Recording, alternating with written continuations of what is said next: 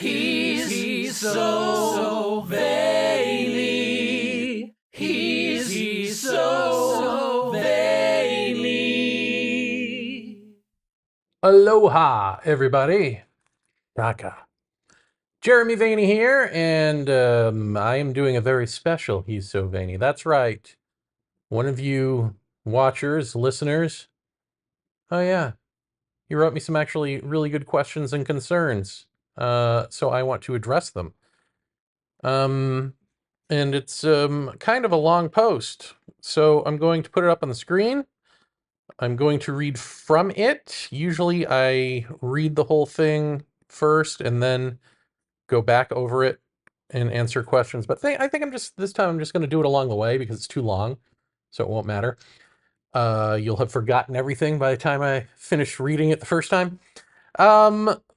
But before we get to that, do the things that you're supposed to do as a Pavlovian dog. Ring the bell, like, subscribe, give a retinal scan to your computer, give a fingerprint, talk about whatever you want to see in your Google search as you walk by your television. Whatever it is you need to do to continue getting this and knowing that it's coming out, do that. And whatever algorithmic crap I gain from that, great. Also, don't be afraid to go to Ko-Fi, usually pronounced coffee.com. That's ko-fi.com /JVay, Jayvay. So ko-fi.com /JVay. And donate to me because I was going to say I don't do this for free, but I do. That's the problem. And I was telling people through the Wise Ask show, I think, and through just, typing on the Ko-Fi blog, I think, that I was going to ask for donations up until I didn't need them because we were trying to raise money for a liner for the one catchment tank here and some piping.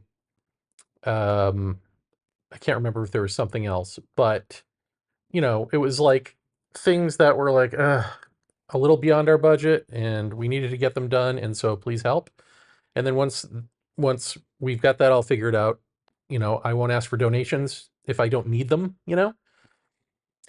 But lo and behold, the catchment tank that is at our house, which we live on, catchment tank which takes water from the gutter and puts it into our bodies, we don't have municipal water here.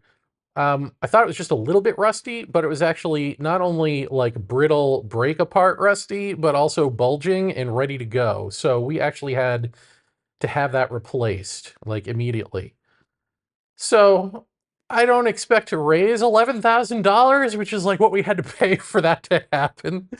But it means I'm going to keep the charity lines open a little bit longer on the Ko-Fi donations than anticipated because, yeah, because that. So if you can afford it, and if you've never donated before and you are feeling up for it, please consider. I always feel bad when I see the same people donating over and over again. And then also if I know that they aren't real rich, that bothers me. So if you're not real rich and you're going to donate to me, don't tell me about it. I don't want to feel bad for you. I want to feel bad for me. But also, if you're rich, just give me $11,000. I mean, what's that to you? You're rich. All right. I'm great at this. So the question comes from someone named Farquhar or Farcoy. I'm not sure how that's pronounced, but I will put this up on the screen like right now, or like right now. And you can read along with me. So let's get to it. This has to do with last week's episode, which was what? Great. I don't have internet and I don't have that up, but it was a woman claiming to have had a spontaneous Kundalini awakening, and I was watching it and going, uh-oh, this isn't what this is about. And so this all pertains to like, it's basically a long laundry list of like, how do you know and why should I trust you kind of questions. So it begins. All right, I'm going to, oh, I should say, I'll put a link to that He's So Vaeni in the description. That way, if you care, you don't have to go searching for it. Okay. All right, I'm going to poke the bear and risk its wrath. That was my bear, folks. You're welcome. At the very least, it should be beneficial for the YouTube algorithm and perhaps cardio. I don't know if there'll be paragraph breaks once I press enter, but I swear I made them. And job well done. So far, I am a bear, and you made paragraph breaks, so we're on the same page. What I understand from the video is that this woman has possibly gone through some kind of supernatural event. That's what she claims. Well, I don't know if I would use the word supernatural. I know this is nitpicky, but I mean, it is, but it's in the Jeff Kripal sense of it, where it's super natural. Like it is still natural, even though it's super. Like, you know what I mean? Like it ain't just like crazy. It's spiritual. Let's put that in quotes. I don't know if I did any justice to what I was thinking there, but hopefully the rest of this will go better. Okay, what I understood from the video is that this woman has possibly gone through some kind of supernatural event. You suggest they can be, quote, other energies, but that her belief system will influence and can even drive what happened. So, I'll read the rest of this paragraph. Then there is a bifurcation about real and false Kundalini where, quote, the real thing is an, quote, intelligence and makes you do, quote, useful things according to some standard of useful. And if it isn't, then it's probably self-delusion. So when I say that it's other energies, there are other, for instance, let me give you this. There are other energies in the body, right? Like if you're going to grant me any of this, if you're going to grant me that there are, for instance, psychic abilities, that there are people who can do some sort of psychic things, well, psychic awakenings happen when the Kundalini comes alive. That can be part of the whatever is unhealthy in you, broken or turned off. Kundalini is the WD-40 of spiritual energies. Taking the creaks out of things. So it can activate psychic centers or psychic abilities or whatever. But that doesn't mean that every psychic is Kundalini alive. It means that that Kundalini transcends and includes the psychic abilities. So it can utilize that. It can utilize chi energy, or I'm gonna do no justice because I'm not real familiar with what all of the various alleged energies are in us and what they do. But I mean, I can tell you I've had acupuncture and acupressure and it works. So no one's claiming that that energy that it's working on is Kundalini. So there are different energies in the body, is what I'm saying. There are differences. And some of them have, I don't know if prana, I don't, I don't know if that's just a different word for chi or if they're completely different, but I think I've heard of prana being able to move you around in some ways, or, spontaneous movements that way. But even if that's not the case, even if I'm wrong there, what she eventually said just throughout there was, because she had talked about spontaneous movements, but then she talked about like sort of convulsing or something. And we've all heard of, I think, or seen maybe videos of, or maybe you go to such a church, these churches, these Christian churches where people convulse around, evangelical, remember what the actual segment of it is, but where they writhe around or they start laughing uncontrollably or they start talking in tongues and all this sort of stuff. And I've heard people say that that is Kundalini because they just want everything to be Kundalini. And it's not. I'm not saying what is going on there, but this Holy Spirit that starts doing all that stuff, it's just not the same thing. And I don't know why that isn't fair to say, but that's what it is. So I'm trying to give the benefit of the doubt that she's not just lying or delusional, but that, and especially because she mentioned feeling really sick. And, you know, hallucinations can happen when you're really sick. Lots of stuff can happen when you're really sick. And I was sort of hedging on, I guess, you know, in a way, you could perhaps say that it was a near-death experience for someone who believes more in enlightenment-y stuff by way of India. She was in India at a yoga class. I don't know if it's a retreat, but, you know, training to be a teacher. So she's way into the Eastern stuff, and from what I gathered just listening to some of her terminology, New Agey stuff. So what if she was super sick and her body was responding? Maybe she was dying, or maybe it was responding like she was dying. Maybe she was having hallucinations. I don't know. I'm not saying any of these things are the case. I'm saying there are other options, and what I know it is not is Kundalini. So we'll get to that in a sec.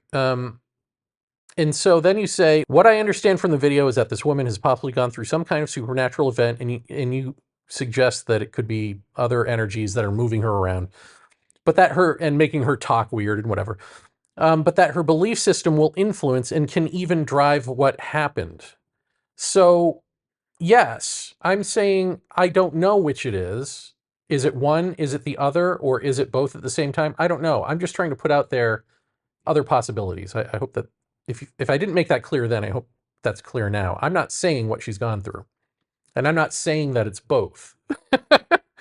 Because I don't know that what she went through was necessarily supernatural so much as the product of illness, like I said. Then there's a bifurcation about the real and false Kundalini, where the real thing is an intelligence and makes you do useful things according to some standards of usefulness, and if it isn't, then it's probably self-delusion. Well, I mean, maybe this is just me being spiritual grammar police, but I just want people to be clear that there's not a bifurcation about real and false Kundalini in that I'm not saying that there's real Kundalini that makes you do all these things. And then there's false Kundalini that also makes you do these things, but it's false. I'm saying that there's Kundalini and then there's misidentification, which could be answered by a number of possibilities. Like if you had a Kundalini PubMed and you put in some quote unquote symptoms, you could come up with other things, but then people want to see those symptoms as meaning that they have a Kundalini awakening. But it's only because they don't know what a Kundalini awakening actually is. So they're reading the symptoms and thinking they've got a disease they don't have. I guess that's what I'm getting at. Now, as far as makes you do useful things according to some standard of useful, I will admit that I don't talk too much about what that is because maybe it's my own hang up. I find it kind of embarrassing or like, I don't know. I guess maybe it is my hang up. I feel like when I talk about this stuff, you know, in the abstract or in a large pulled out perspective, that I'm kind of on safer grounds than closing in and saying like, you know, for instance, I can heal people, you know, or I can heal animals, or I can make it rain, or, you know, not I, but that this Kundalini can do these things, or useful in doing basic yoga to a guy who doesn't know yoga, or Tai Chi to a guy who doesn't know Tai Chi, or whatever the situation is. It does exercises, regular exercises included, and stretching and all that stuff. So it's useful for this body here's physical health, this guy's psychic health, and it works in various ways in the environment around. And it's hard for me to talk about that without feeling like, here's the problem.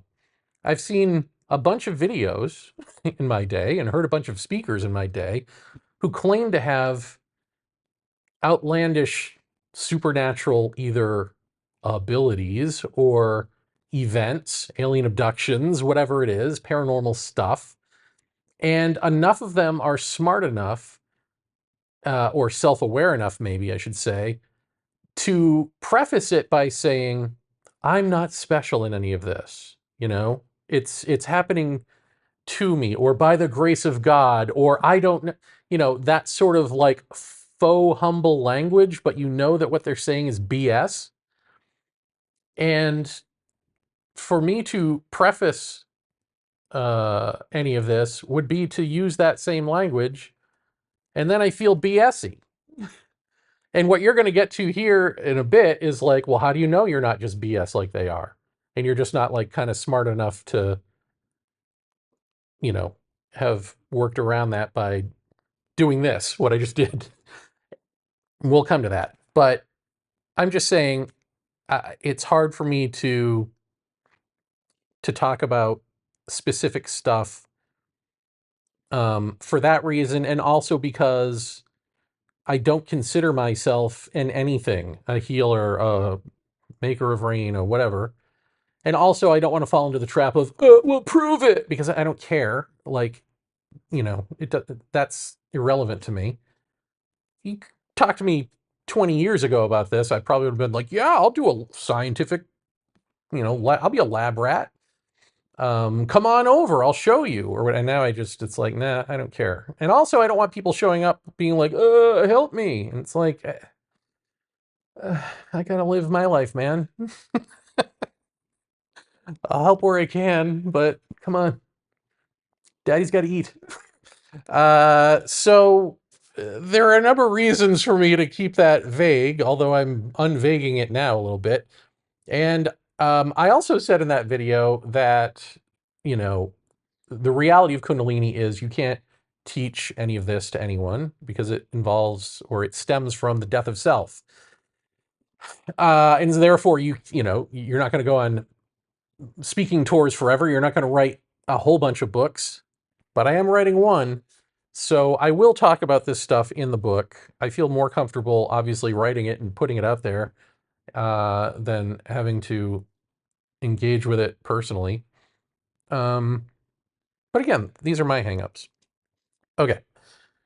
So I'm saying that I will go into it in slightly more detail there, which may be a really dissatisfying answer, because then the answer is like, buy my book, which hasn't come out yet. But if you're like most people who read me, you could just probably pirate it for free online somewhere, and there you go. So he goes on to say, her experience is probably imaginative, quote unquote, and sometimes we're just making things up. Sometimes the universe will help you with that. This is the way her mind is working, and this is what she is going to conjure. Will the universe not step in to reinforce how you believe the world works? I am just an average non-experiencer dude looking at these things out of curiosity, but here's what I'm thinking. As far as I understood, you have had your Kundalini awakening after consuming a copious amount of Krishnamurti. You have had experiences that go in the direction of confirming it's the right, quote-unquote, right thing, and it was definitely not your brain or ego. You're smarter than this. Krishnamurti may not look like a belief system, and it's in fact described as a rejection of all belief systems. However, I feel it's dressed in similar clothes as the materialist dresses itself in. Nothing else is truth other than what passes my own physical brain's logic. These experiences, like her, make you feel special, and they make you feel like you've had a special insight that others do not have. And hey, your experiences are not the real thing, because I know the universe wouldn't be fooling me. And here are the Krishnamurti teachings to back it up. I'm going to tackle all that before I finish off this paragraph, I think. Let's go back. I am going to go back.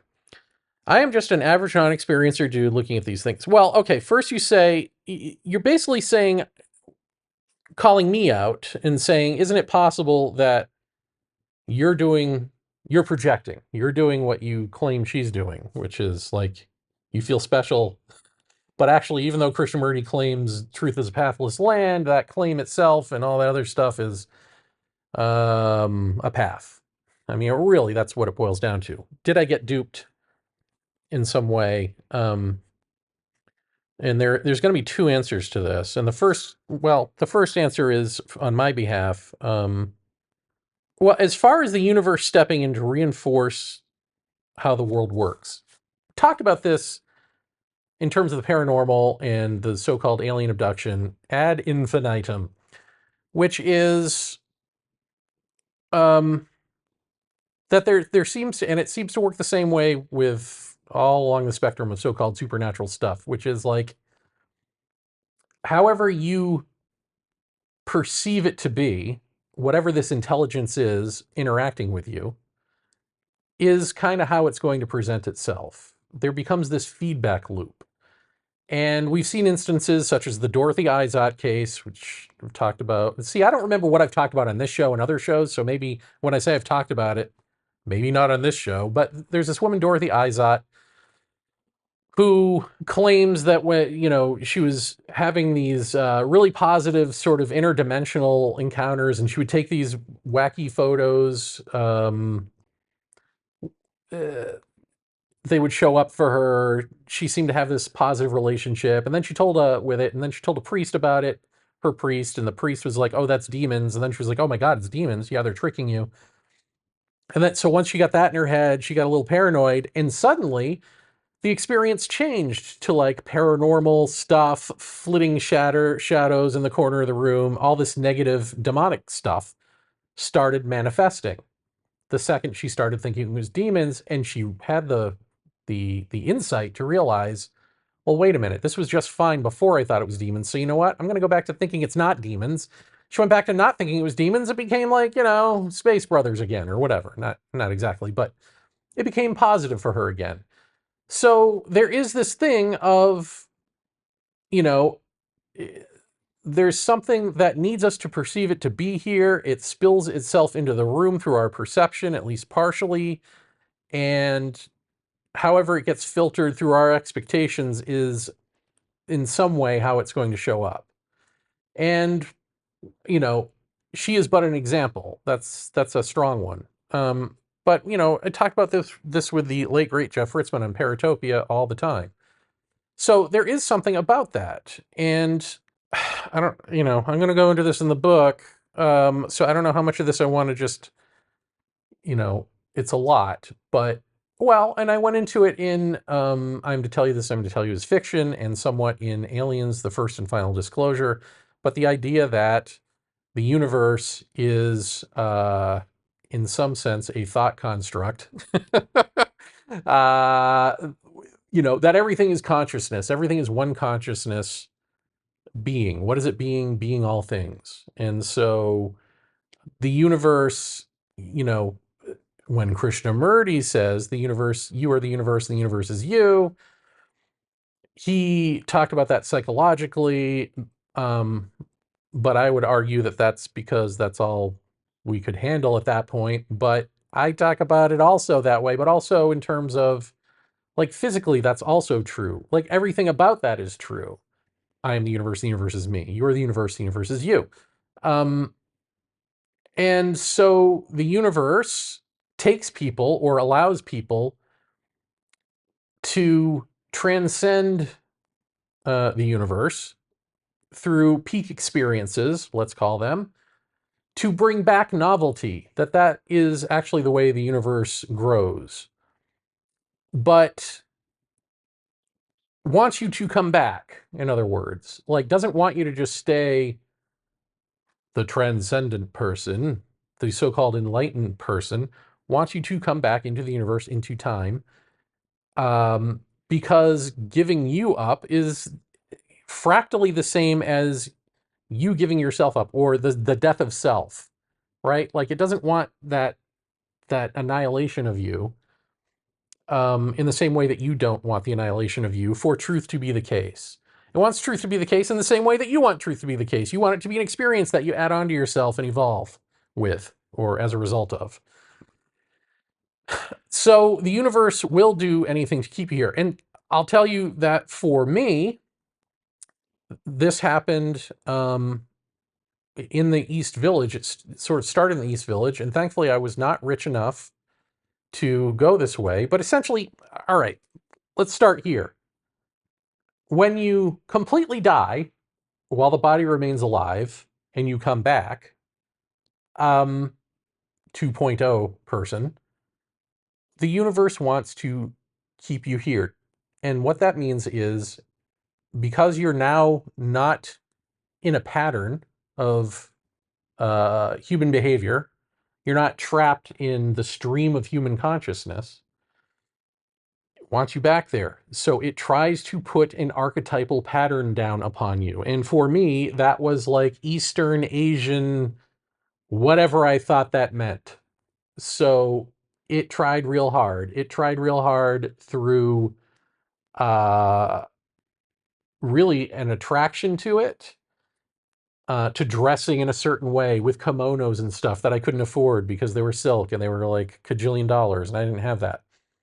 But if I did, I would be the guy that I make fun of, probably, right? Like I'd be running around the East Village of New York with a man bun and like kimonos and stuff. And I'd be like, I'm that guy.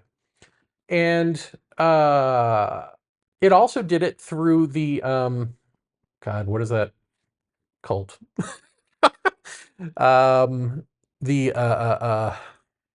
Falun Gong. Falun Gong practitioners became a bit of an odd fixture in my life for a while. And I don't know if I want to go into all this. It's just to say that, like, people in the world, visions that you have, recurring dreams that you may have, all of these things sort of get utilized by the universe to drag you into an archetypal pattern. And maybe I will read you a bit from my forthcoming book, which I don't even have a title for, and I'm not finished writing, and I don't know that this will, this is a draft, so bear with me. It may not end up even being like this in the book, but it probably will. But I think I wrote it better than I can say it at the moment. If I may be a bit mechanical here, I was living as one cluster of repeating behaviors in an archetype that was no longer pertinent. This is after the nothingness experience. It's no longer pertinent. And because the universe is all things, it must reject nothing. It cannot afford me to be nothing. The death of me in this way is the death of the universe, or at least a major wound inflicted upon it.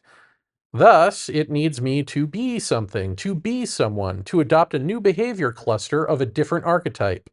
The end result of this archetypal shell game is that I would remain a body-derived self of psychological time in the universe. I need to say this again without repeating it boringly because it's hard to take in. The universe is time and is things. And so it wants you to be a thing of time. It doesn't want you to shed it for nothingness. The way the universe grows is through new experiences. It may cast people into non-duality now and then, like tackle on a fishing line, or allow people to have transcendental experiences so as to take the newness of non-dual being within itself as experiences. Once captured, non-duality breaks into dualities, into visions, visionary journeys, the land of the dead, DMT trips, plant medicine journeys, hierarchical states and stages of consciousness with godheads and other worldly intelligences. Into, that is, the formless underbelly of the physical universe. These and more are carnival ride virtual versions of the real. Yes, even totally serious Buddhist meditations bring you to the cosmic amusement park, which is why the universe was fine and dandy with me identifying with Buddhists. How can I know? How can I tell? The difference between the real and the carbon copy is fundamentally this. The real is you, always. It is the first-person identity as you when the body stops projecting its version of the thing called you. The virtual is not you. It is you having an experience. That experience may be gotten to through repetitions such as prayer, repentance, meditation, breathwork, yoga, mantras, creative visualizations, and so on. All of the ways in which we claim to practice spiritually will, when done in earnest, eventually bring you to their prophesied self-fulfillment. In truth, spirituality has no practice, no destination to work toward. But in the carnival of human mind, maybe you'll have a conversation with God or be in union with Goddess, and it will feel real. It may actually be real in the sense that it's another detail in the painting, and we're all sentient details on that painting. You will reach that higher level of spirituality, that new density, that further rung on the ladder of personal evolution. Of course you will if you concentrate hard enough. The universe needs these hierarchies, needs these states and stages of consciousness because they are its interiority. Its interiority provides the options for your interiority, and you cannot sustain yourself forever in the liminal state of trying. You have to eventually achieve something. States and stages of consciousness are expressed through you. What you achieve is a new illusion of movement and a different coat of paint. Meanwhile, it's all you, and truth be told, it's also already written. That is to say, whatever you feel you're deciding to do has already been done. It's in the painting already. None of this, by the way, is a trap of evil or some form of awful hell. The universe is not secretly the devil trying to oppress you. It's just the case for us. The only devil is in the details of the painting. We are those details. All right. And then I go on, okay, that's not helping. So I hope that sort of illuminates it a little bit better, what I'm trying to get at here, which is not what Krishnamurti talked about, by the way. So let's get to that, because in fact, I don't know that anyone's saying what I'm saying, which again doesn't make me special. I'm saying it out loud, like those people who humble brag, but I still have to say it out loud, right? Like there's a reason that you haven't heard this anywhere else. It's because no one's saying it.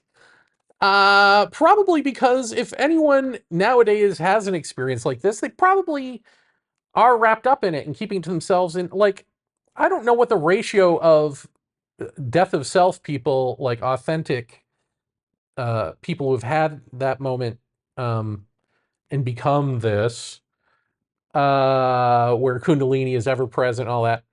I don't know what the ratio of that to like being an articulate speaker publicly is. I'm sure it's not that big, you know? I don't know. So I'm just an average non-experiencer dude looking at these things out of curiosity. But here's what I'm thinking. Well, I'm going to put this to you. I'm going to go on and answer this, but I'm going to be a dick first. The bear. Who cares what you think? Right? Like, you're an average non-experiencer. Okay, next. Like, really? I just have that bit of humbleness in the background as you're asking these questions. Because I'm not, obviously taken too literally, I am saying that you are not worth engaging with. But obviously, I think you are. But have the freaking humbleness to be like, actually, I haven't had these experiences, and I don't know what the fuck I'm talking about either. So, and that would be the perfect place to be, honestly, if you're like, I don't know what I'm talking about. I don't think Jeremy knows what he's talking about. I don't think that gal knows what she's talking about. I guess I'm just going to stop talking and listening. I'm going to stop reacting and then see what happens, right? Like, that is where I said that there were going to be two answers to this, and one answer is me going down and answering, but the other answer is what I am talking about either clicks with you, like some little part of you has a recognition because it's you, and you that means you've got to do the work and stop asking me questions eventually, right? Or not, or you just go away, or this is entertainment and you eat your popcorn and you watch me make fun of people. But I would hope that this is more than an entertainment for you, and that this that your life deeply interests you, to where if you hear the initial kernel of truth that I'm talking about, you sit with that. You sit with that alone. And all the rest of it is accoutrement that I am doing. It's not important. The stuff about the universe doing stuff to you or whatever, being a thoughtful being, essentially, not important. The only real important thing is this death of self. That's it. I talk about all this other stuff because I am a fool. And as I've said before, I think like Krishnamurti never talked about this. We're getting to this in this very paragraph here. Krishnamurti never, I can find 2 videos where someone has asked him about like Kundalini and he's referenced it and he's gone into it. I didn't know about those back before YouTube when this happened to me. So, I certainly didn't read in any books him talking about Kundalini. I would have been like, what is Kundalini? I don't know. Back when this happened to me, or when I first started reading even Ken Wilber before Krishnamurti, I only ever read Ken Wilber because I had a roommate who I was lusting after, who was like, oh, you like aliens? You like that kind of stuff? You'll like Ken Wilber. Ken Wilber doesn't talk about aliens or any of that, so he doesn't even believe in that stuff. He doesn't care about the paranormal.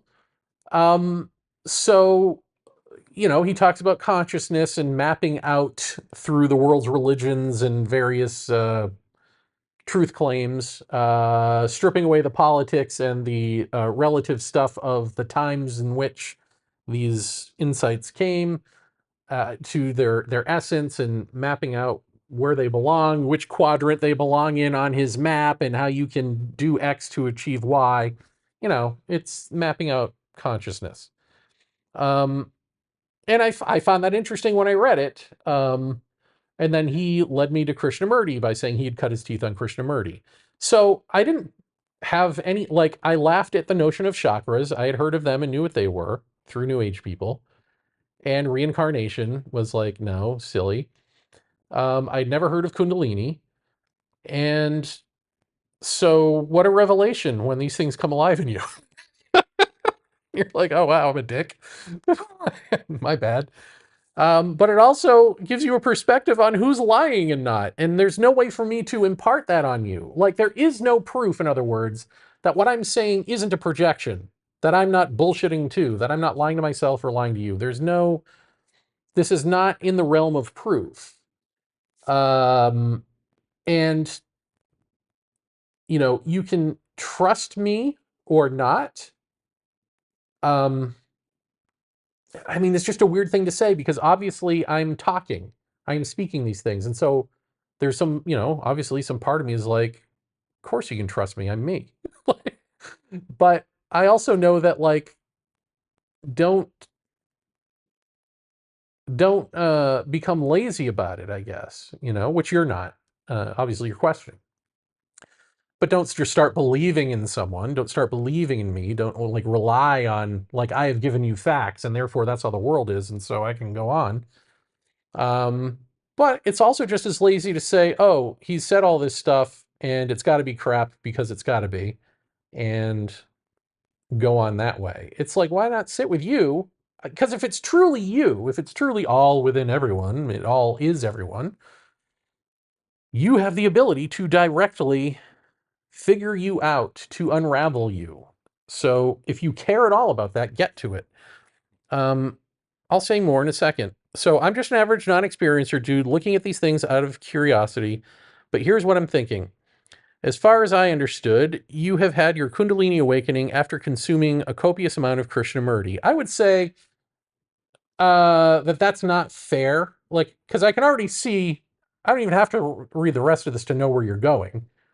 It's like, no, I had my Kundalini awakening. My Kundalini awakening. I wouldn't even say my. See, if you have the death of self, there is no more my. So this idea of me, my, is like, that's cringy. Maybe this is also part of why talking about usefulness or powers or something is cringy to me, because it involves me saying my, this happens to me. And it's like, no, this is all of us. So, and not as a, I mean, yes, after consuming a copious amount of Krishnamurti, but it could have been anything that I consumed. Because really, it wasn't from that. It was from the moment of, as I'm consuming Krishnamurti, realizing, oh, I'm still a guy sitting here consuming Krishnamurti. Like, I still have a self-identity, even though previously I thought this move from brain self to heart self was the big transcendental moment. was the big transformation. I thought that was the enlightenment. And then I realized, oh no, I'm the guy who still thinks, who who gets it, who understands it, who had that moment and has now, you know, just moved the goalpost of an identity in the same way that I just read to you from my book about, like, the universe wants to move the goalpost of your identity. Like, you're an archetype A, that's not fitting anymore. Let's coalesce through synchronicities and weirdness identity B for you to become and still be here. And you move in that. And then you'll think that you are moving along a hierarchy of consciousness. You're in a higher level or whatever. That's how this works. Um, but again, I can't prove that to you. But it's true nonetheless, but you can't know that. So again, we're back at, this is useless knowledge. The only thing is just you sitting with yourself and waking up. I'm telling you shit that is after the fact. And so I'm either lying to you about it, and there is no, I've never experienced this, and my whole life is a lie, or I'm delusional and ditto, or it's just the truth and it is useless to you because it's after the fact, which has been my complaint about everything about meditation and all yoga and all of that. These things are after the fact events that happen spontaneously and naturally within you to the extent that they are necessary to undo the damage that you have done. But when we package them and we sell them to you, and then thousands of years go by, you know, you think you've got a bunch of exercises that are healthy and meditations that can bring you somewhere, and they just bring you into the artificial structures of time in the universe. They don't actually, because it's the death of self. It's not the moving, it's not the quieting, it's being silence, not being silenced by breath work and, mantras and shit, but silence, the silence of understanding that the seeker is actually in the way of what's being sought, and that both have to go. The desire for the sought and therefore the seeker. And when the brain projecting you gets that, or the body projecting you gets that, not you get that. I mean, obviously you as the interface between, like, the thing you're understanding and, like, the physical, get that, but it's actually the body that shuts the person off. Shuts off the false. And then the truth becomes one. Then the truth, which is absolute, which is ever present, which is the first person identity as that, becomes one. Can't prove it. Sorry. So okay, you're saying you have had experiences that go in the direction of confirming that it's the right thing, and it was definitely not your brain or ego. You're smarter than this. Krishnamurti may not look like a belief system, and in fact, he described it as a rejection of all belief systems. However, I feel it's dressed in similar clothes as the materialists dressed in. Nothing else is true other than what passes my own physical brain's logic. No. I mean, I think I've just explained it. And I've said it a million times, so I don't know how to make it more, like, you want there to be a rainbow of stuff, right? My truth. I want there to be my truth, my awakening. You've got your awakening. That culture's got theirs. That culture's got theirs. That individual has his. That individual has hers. Whatever it is, we want there to be a cornucopia of awakenings. And there are indeed a cornucopia of awakenings, but they are all within the stream of human consciousness. They are all within the universe, right? And the question is, and it has to remain a question for you, is there something that is not of the stream of human consciousness, that is not already predicted in the past, that is its own stream of consciousness, if you want to call it that? And if there is, do we need to be that? How does one get to that stream? I mean, I'm saying you need to be it. You can't just visit it. Ultimately, that's what we need to do. There is only one way, and that is the death of self, the death of this stream. This is the death of you as this stream is the quote unquote stepping out of the stream. It is that. It is this stream transcends and includes this stream. It's always there. Truth is always there. And truth can talk to you. You can have a second person experience of truth. You can have a third person experience of truth. But I'm asking, can there be the first person? And that first person experience as truth is the non-dual, right? Is the ending of duality. That's the ending of you.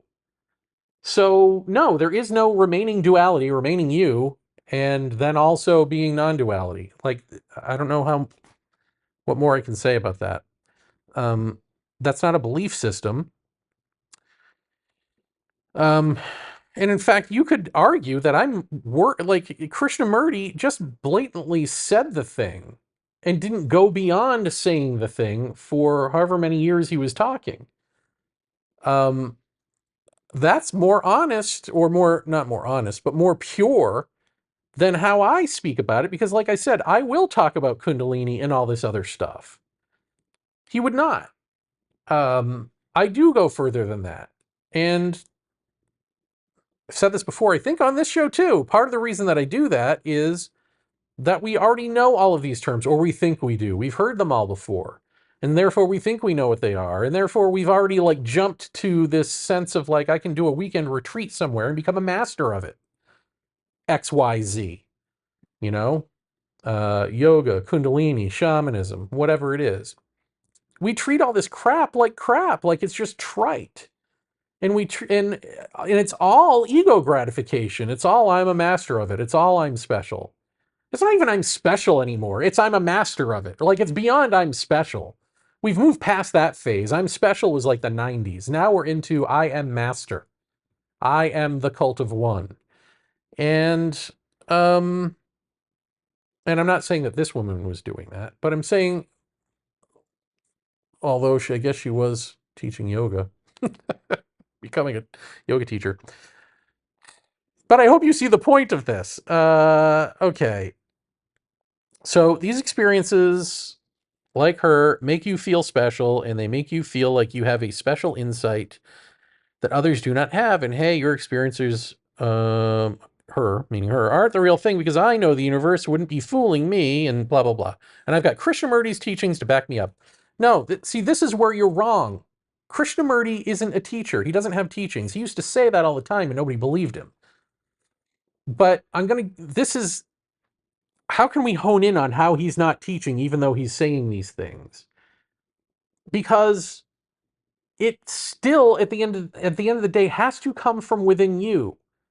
As I was reading his so-called teachings, the insight that I had was, I'm still a guy sitting here reading his teachings. Oh, that's a self-identity. And then once I got that, that's it.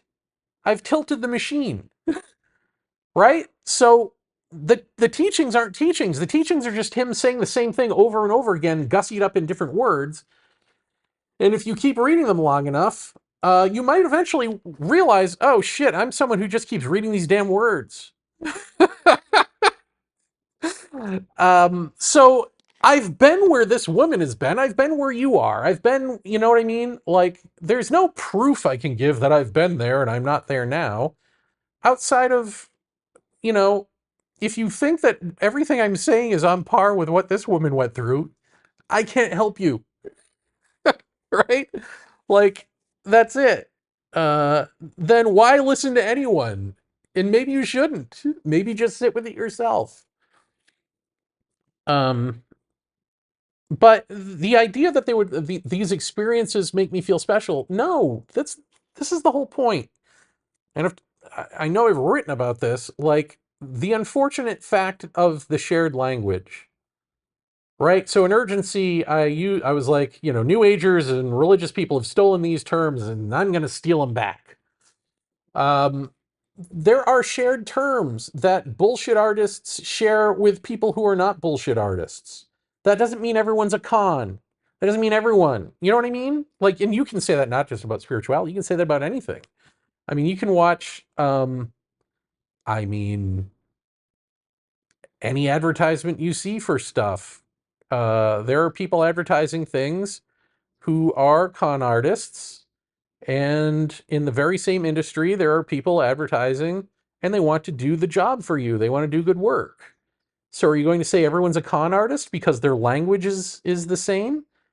I mean, you can't help that, right? It's just shared language. So you have to do the discernment. And if your discernment is like, oh, Jeremy's doing the same thing she's doing, he's just projecting. There's literally nothing you know, no, I'm not. Like, I would hope that you would have the discernment to discern better than that. But if you don't, then okay, you go on your merry way. That's fine. But I will say that for my part, um, there is no sense of feeling special, and there's no sense of the antithesis of like, oh, I'm so alone and depressed. Because you're not saying that, but I've heard that too. Like, oh, it must be lonely. Or it must be depressing. You have no one to talk to. No one is going through this or whatever. And it's like, no, there is no, you see through you see all of that. And part of seeing through you is seeing everyone, right? Because we are all this one human stream of consciousness expressing as people and peoples.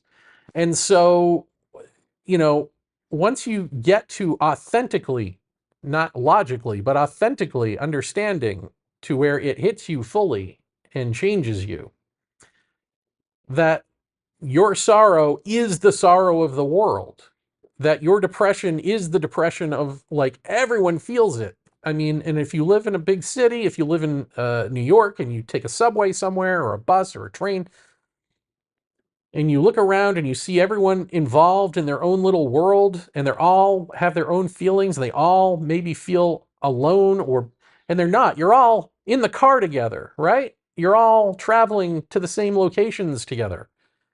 And you're all feeling some version of the same feelings, which are attached to different experiences that are individual, but let's not get hung up on each snowflake is an individual. It's like, yeah, but each snowflake is also a snowflake, right? And that's the important thing. It's not that, like, oh, the patterns are slightly off kilter. Well, you're all snowflakes. That sounds wrong given what snowflake means nowadays, but you know what I mean. I'm talking about physical snowflakes. Our psychological equalizers are set differently based on our life experiences, but the equalizer is the equalizer, and we all have the same access to the same emotional responses and blah, blah, blah. That is all of us. So there is no I am special. There is only us. There is no I am alone. There is only us. And waking up to that, as it were, means that you understand that. So you can't be lonely even if you're alone, even though you are alone. As Krishnamurti would say, your boy, you are a light unto yourself. That's it. And that's fine because you have, compassion. Like, it's a state of compassion. It's not a state of loneliness and depression. So I guess what I'm saying is, like, that would never even enter my mind. Like, you're saying maybe you're the one feeling special. Maybe you're the one who feels like you get it and the universe wouldn't do this to you. And I'm saying the universe is trying to do this to me all the time. But I'm aware enough to see it. I've gone through this. I guess that's the part that I never really explicitly stated until I just read you that little bit of the book. I mean, I've talked about it, but I haven't really gone into detail. But it's already happened. Like, all of this to me has been there, done that. That's the point. The point isn't that I sit here and insult people. The point is that I have been you. I have been in the delusion, man. I've been logical and I have been illogical in various ways throughout my life. And so I see it. And it's very easy to see now, because that's what waking up is. Does that mean that I'm fully awake and there's nothing else to wake up to? No, because I'm also still here, still screwed. I, like, you could do better. Let's put it that way. And I know that too. And sometimes that starts to bother me, and then I'm immediately at peace with it, because it's like this. Once things start to bother you, the decay of you know time coming at you, the understanding, the reflexive response is like understanding, timeless understanding, and so it can't really touch you, even though it approaches you. I don't know if that makes sense. So I never look to Krishnamurti's teachings to back it up. I mostly reference Krishnamurti. Again, it's my own hang up. I don't like when people steal from me and don't attribute it, which is pretty much always, although always is really nothing nowadays. It's mostly back during the Paratopia days when I was doing Paratopia with Jeff Ritzman. People would steal our ideas and our conversations all the time and blog them out as if they were their own unique thoughts. And that always bothered me. It bothered Jeff more than me, but it bothered me too. And so I don't want to do that to anyone. I want to attribute to Krishnamurti. I always want to bring up George Hansen's trickster theory. I don't just say trickster theory. I say George Hansen's trickster theory. Because I think you should also be able to go to that source material. And I feel like a fraud. Like if I were to just say Krishnamurti-like things without attributing it to, oh, right, he said this first, I just would feel like a fraud, because that would be kind of fraudulent. But again, he's not doing teachings. He's saying things that make sense, that are it. And I can know that from where I sit, and you can't know that from where you sit. But if you sit with the kernel of truth there from either of us or someone else, I mean, I'm sure if I were a Buddhist, scratch that. I'm sure that if I went back and looked at what Buddha originally said before Buddhism happened, that would be it, right? Like, I'm certain it's there, and it's been, of course, the universe, through people in time, bastardizes it, even in tiny little minute ways that make it something that it's not, that make it a part of the universe as opposed to transcending and including the universe.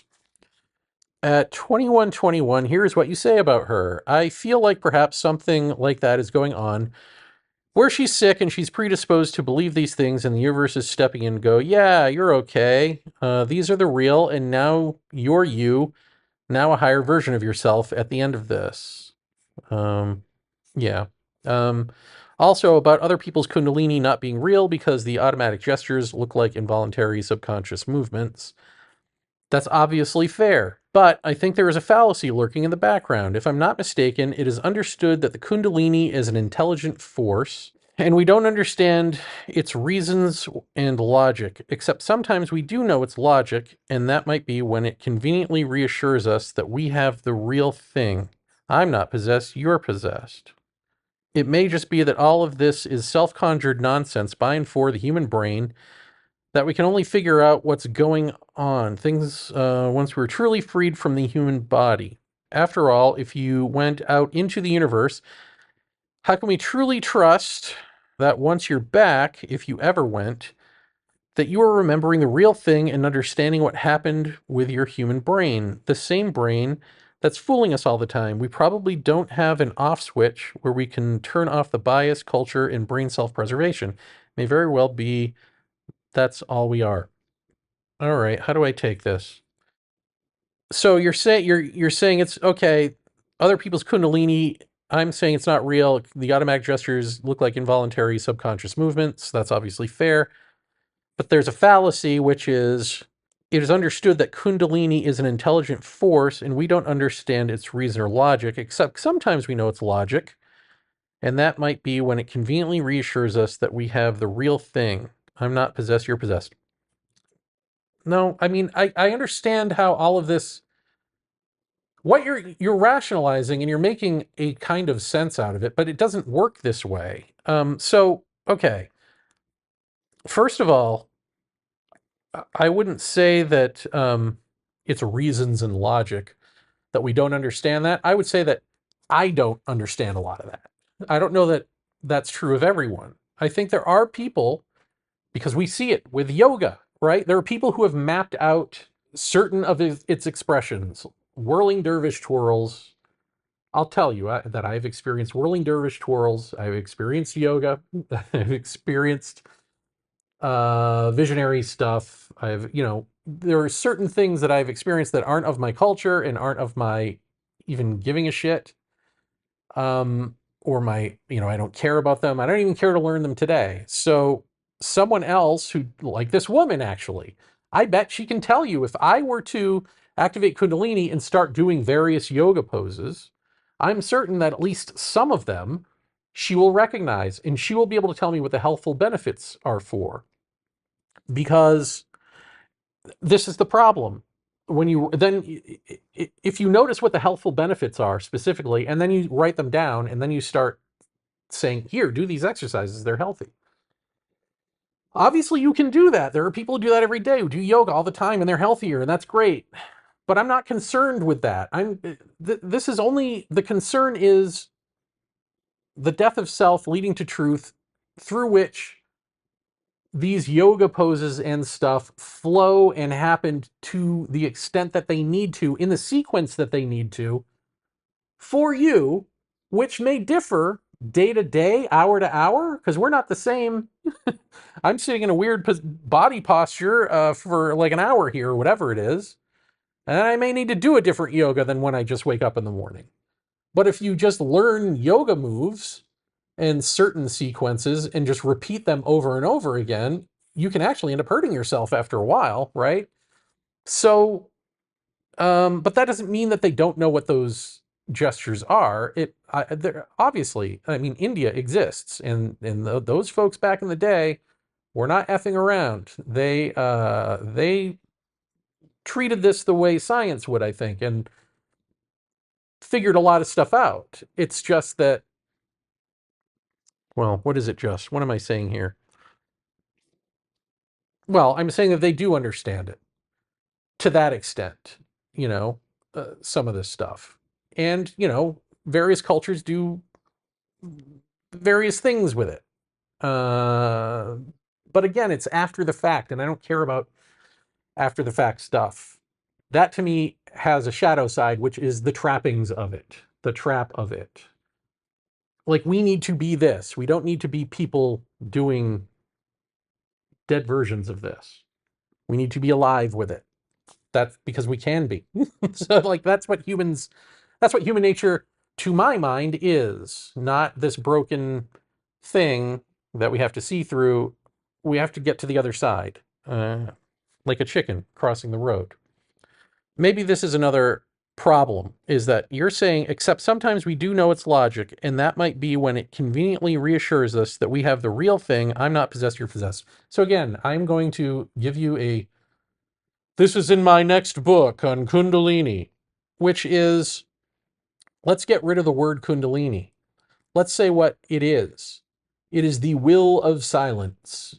If truth is the intelligence of silence, per se, the will of truth, the will of silence, the will of not you and your noisiness, that is Kundalini, or what we have been calling Kundalini. And so there is no deity or intelligent I know what that intelligence force is. I just told you what it is. People may disagree with that because they've been taught something different. How do I know I'm right and they're wrong? Well, why don't you just die and figure it out? Join me, won't you? Instead of relying on what people have written. In other words, there's not going to be a point where this intelligence, much like the universe, will tell you what you want to hear or reassure you or something. And then you can come back with, well, how do you know that's truth and not the universe also screwing with you? It's like, well, we can go around and do the imaginary dance all day, Um, the fact is, I can't prove it. This is not in the realm of proof. You need to figure this out for yourself or not. I mean, that's it. It may just be that all of this is self-conjured nonsense by and for the human brain, blah, blah, blah. But okay, so I would say, you say, after all, if you went out into the universe, how can we truly trust that once you're back, if you ever went, that you are remembering the real thing and understanding what happened with your human brain? Who's claimed that they've gone out into the universe? So, I mean, that sounds like astral travel or something like that, uh, which may or may not be real. I don't know. But that's not what I'm talking about. I have talked about having the I am experience of being and therefore also seeing the universe exploding out of nothingness into itself. But I mean, the key thing there, again, these are things that, like, because I think about these things beyond the exasperation of having experienced them, which I think is hard for people to do. I've noticed that there is a part of me that is still me in the body, or, Jeremy in the background, because the experience isn't just transcendental experience of seeing and being the universe. It's transcend and include. It includes you. So one of the elements of the universe is still Jeremy in the brain or in the body or as the body going, oh my God, what's going on here? Right? So there is this illusion. When that happened, God, I just don't even want to go into this right now, but okay, it feels as though a slit opens in the spine. This blissful energy pours in up and down the backside. It slides out, and I slide out with it. And then there is nothing. There is unconsciousness, nothing. And then there is a 2D clarity over blackness visual that I am. I feel it, and I am that. And as it starts to expand, and as it expands, I can feel in my brain, I think I'm having an aneurysm. Like, I can feel it in my brain, and I think it's going to snap and I'm going to die, and there is fear. Well, how is there fear? How am I feeling it in my brain if I just swept out of my body through a slit in the spine? Very good question. Because you're talking about going from duality to non-dual. Well, I mean, it's beyond non-duality. It's the non-duality that includes all the dualities, and you're all of that.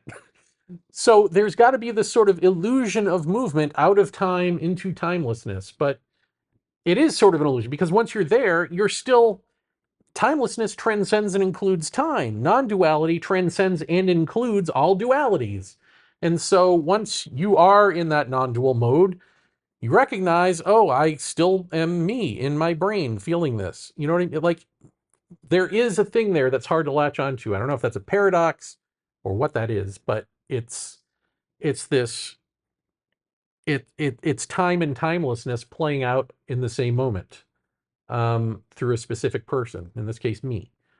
Uh, so so I wouldn't say that I just slipped out into the universe.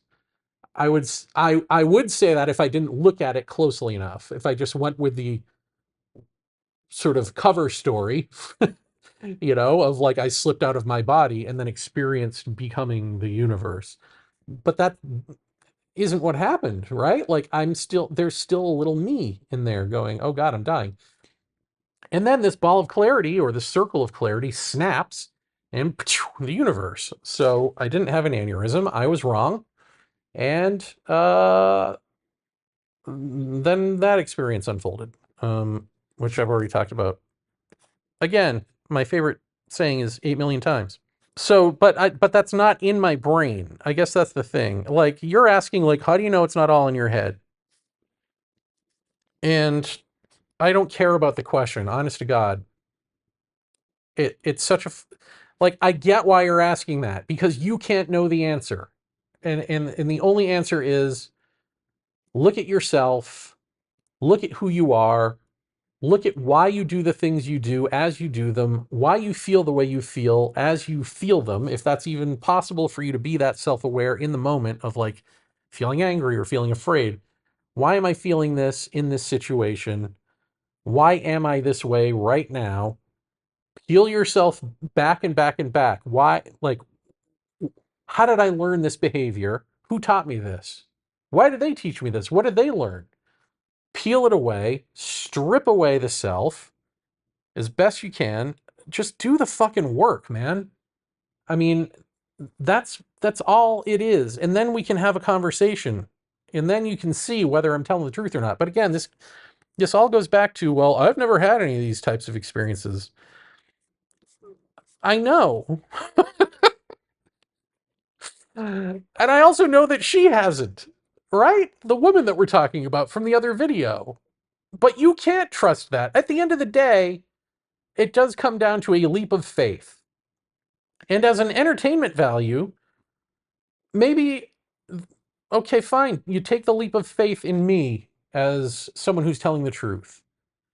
But beyond that, the only usefulness is if it just sparks something in you to get to I don't want to say follow to the core, but just to get to the point where you sit with yourself and understand you.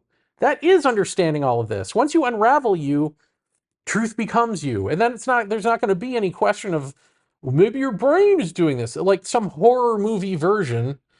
Maybe you're possessed. It's like there is, I'm just repeating myself, but there's no proof. There just isn't. And you are well within your rights to say, well, faith ain't enough for me. Great. You are correct. So now you're at the point of, like, what are you in this for? If you are just watching because it's entertainment or because it's something other than you care about getting to truth, understanding the universe, if that's not in the realm of what you're watching for, then mission accomplished. But if that is in the realm of what you're watching for, because something strikes a chord and it feels real, but it just isn't quite there yet, then do not take me on faith, and do realize that I can't prove anything and sit with you. That's it. That's all you can do. But sitting with you doesn't just mean like sitting there navel gazing and contemplating and drifting off into a dream. It means taking a hard, honest, non-judgmental look at yourself and what motivates you, what drives you. That's it. On as many issues as you need until the grand epiphany happens. And Krishnamurti would never tell you what happens after that. That's the other part. He never did say, he would say, do it and find out. But he wouldn't say, like, what it is. Like, what happens after the fact, Krishnamurti? He refused to answer that stuff because that either becomes a source of entertainment or something that you learn so that you can claim to already be a master of, and on goes the self. Or that you can do what you do, which is like sort of engage with this stuff, but reject it, but holding it at bay, because you don't like what you hear, or you feel as though you can make arguments against it. You feel as though, well, because I can rationally think of other things that would occur here and other reasons, therefore, it's like, no, dude, no, there really is just the one thing: death of self. Get to it. He's so Oh, but by the way, I hope I wasn't too much of a bear, and I do thank you for this. This was very thorough. I appreciate that you put in time codes and everything, and that you bothered to write this in the first place. So thank you on behalf of the audience, which is also benefiting from your braving the bear. Appreciate it. he's so vain. Oh, also, one more thing. None of this conversation is going to stop me from doing He's So Vaeni. Just no worries, anyone. Because at the end of the day, like, I am just kind of talking to myself. Like, this is how I speak because this is how the mind is now. And so, I'm not really here to prove anything to anyone. But if if what I say does make more sense. I mean, I guess I see this in the same way that I see writing. If you're going to edit uh, something that I write or anyone writes, or if you're going to make suggestions, they have to be better than, they have to make more sense than. They can't be parallel to, they can't just be like, oh, well, I would have done it this way. I see this the same way as that. Uh, like, if you have a legit concern or you think you do, then I will do my best to answer it. Um, but I think, like, if I call out somebody who, even though I'm no psychologist, I think it's pretty clear to anyone with a clear enough mind that they are delusional, and I'm not saying this woman, I'm just saying in general. Like, I feel like there is common sense in some way, right? Where we can common sense agree that, like, certain people are delusional. And if we can't all agree on that, then we're screwed. But if we can all agree on that, then if I can explain what the delusion is, if I can, and it makes more sense than what they're saying, then call a spade, man. That's what it is. Don't just sit there and be like, well, how do you know? Maybe you're delusional too. Whatever I say, I'm rubber, you're glue. Bounces off me and sticks to you. It's like, yeah, I guess. But are you really denying that what I'm saying makes more sense than what the delusional person said? Do we really have to be like, you could both be delusional? Yeah, I guess.